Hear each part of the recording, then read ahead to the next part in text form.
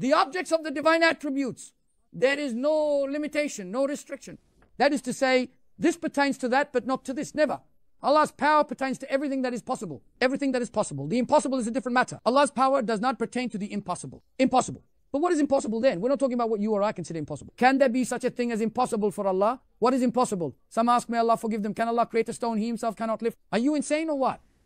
We say, there is nothing beyond His power. You ask someone, what kind of mill is this? He says, a windmill. Got it?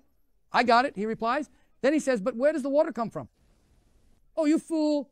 Did you understand what windmill means? What does wind mean? It means wind. Does something turned by wind need water? It doesn't. You say, did you understand the windmill? I did, he says. Then you ask, where does the water come from? We're saying, there is nothing beyond Allah's power. Then he says, what about a rock He can't lift? But there's no such thing He can't lift. Isn't someone who understands what a windmill is, but still asks about the water, less deluded than this one? How senseless can a person be? Can there truly be something He cannot lift?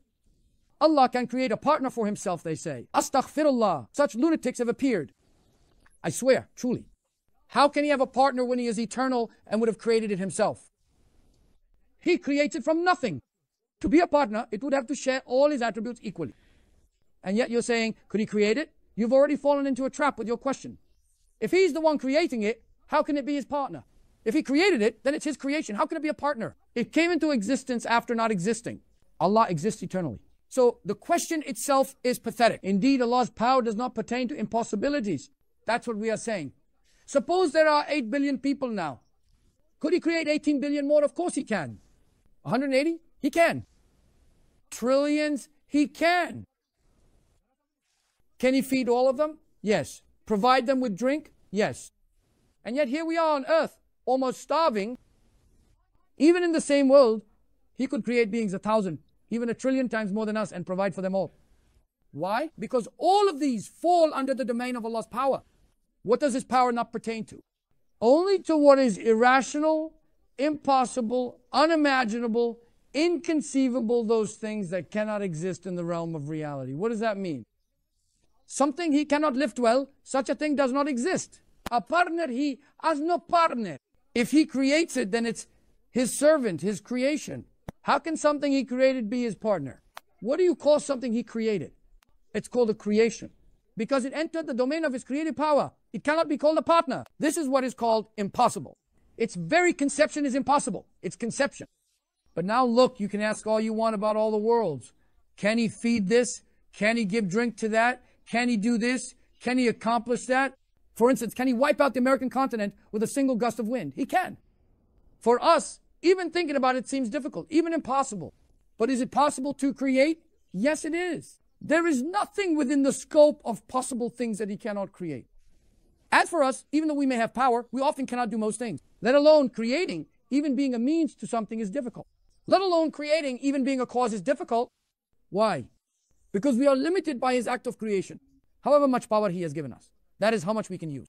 There is no end to the objects of relation of Allah Ta'ala's attributes. There is no end to His essence, nor to what He relates to. What does ta'alluq mean? Power is an attribute. The attribute of ability. How many objects of relation does this attribute have? For example, when creating me, it related to me. When creating you, it related to you. For every ant that is created, there is a specific act of relation. For every bug, the same. For every grain of sand in the sea, there is a specific act of relation. It's not done in bulk. Allah Ta'ala creates everything individually. The fish He has created, so many fish. Only Allah knows their number. Each fish He creates involves a specific act of relation. Thus, there is no end to the attribute of power, because there is nothing that He cannot do. But the scope of relation also has no end. What does ta'alluq mean? It refers to the areas of interest of His power, strength, and attribute of creation. These areas of interest have no end either. Why? Because He alone knows how much He has created. But it is not possible for anyone other than Allah to grasp how many things His power relates to or how many it doesn't. There is no limitation when it comes to Allah Ta'ala. You cannot say His power can apply to this but not that, or it has reached quadrillions of things and stopped there. Who could make such a claim? He is constantly creating, constantly creating. The Quranic verse even tells us this. He is always engaged in action. At every moment and all the time, Allah Ta'ala is involved in an act. Through His divine affairs, His acts are continuous. Action, action, action.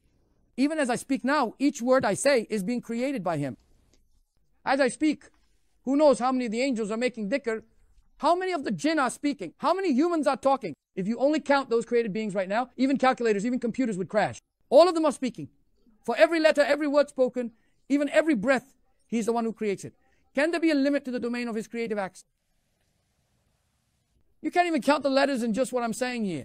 I ask friends to transcribe them, and it takes 15 or 20 days. They still can't list the words or letters. They don't know how many there will be. Every single one is being created individually. If He didn't create them, how could I speak at all? How would I move my hand? At the very moment, you're not even blinking your eyes. Someone else is moving their hand to their neck. At that point, we're already out of the realm of mere flies.